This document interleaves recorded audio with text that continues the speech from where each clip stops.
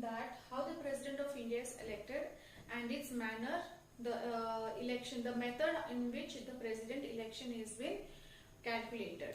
So why I chose this topic is because the previous elections which took place for the President was in the year 2017, and you know that the present President of India is Ramnath Kovind. So now the new election will be taking place in this year, that is the year 2022. So what I am saying over here is that when we talk about President, the first thing what comes into our head is nothing but he is the Union Executive of India.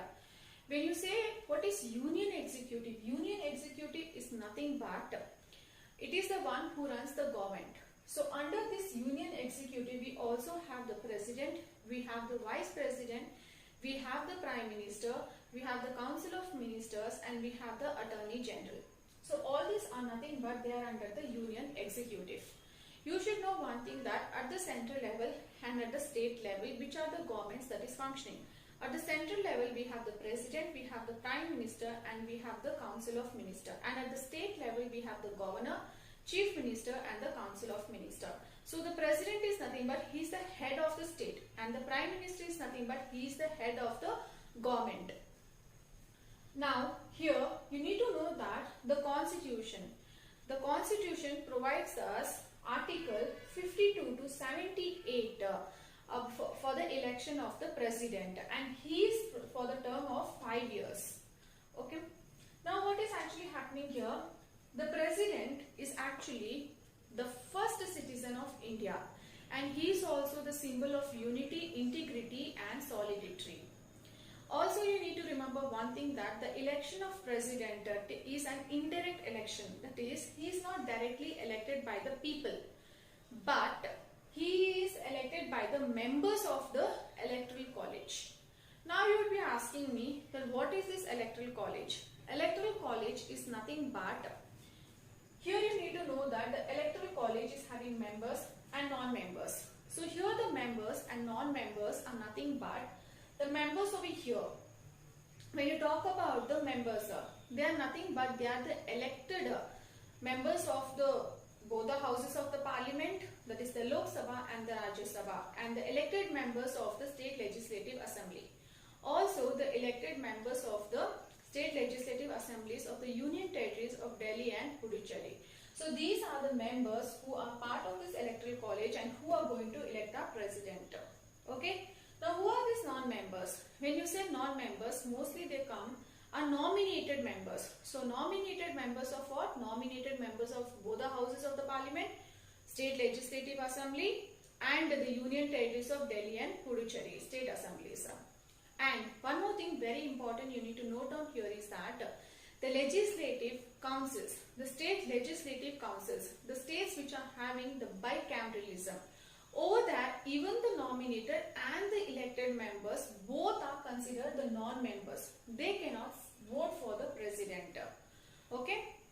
After that we will see that what is the manner of voting, okay, for the President.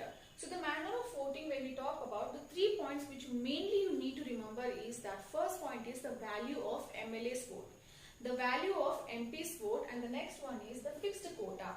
So what is this? What are these three talking about? These three are nothing but when you talk about the value of MLA's vote. Over here you need to remember that what is the value of one MLA? Okay, so what is the value of that one MLA's vote?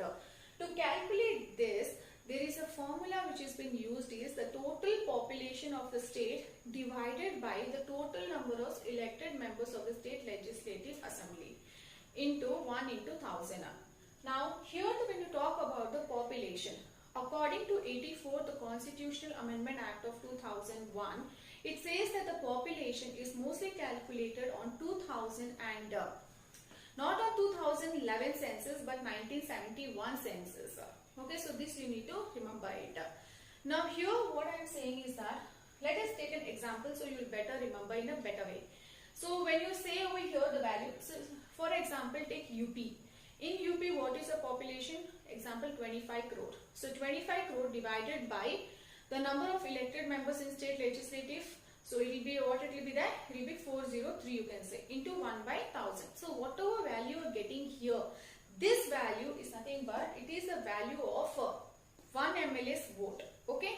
So you got that. Next you have the value of MP's vote. For here what you need to do, the total of all the states of all the MLAs divided by, okay, divided by the total number of members of the parliament, because we are talking here about the MPs. So here when you get that value is called as the value of MPs, one value of one MP's vote. Okay, so you understood here. Now next what will be considered here is fixed quota. So when you talk about the fixed quota, always remember that for the president's election the quota is fixed. That is how much percentage of vote you need to be getting. Always remember the system of president's election is the proportional representation by the means of single transferable vote. You would ask me what is this? For that, first you need to remember how this fixed quota is decided. This fixed quota is decided that the total number of all the votes pooled in divided by 1 plus 1, that is the two candidates, that is the total number of candidates in plus 1.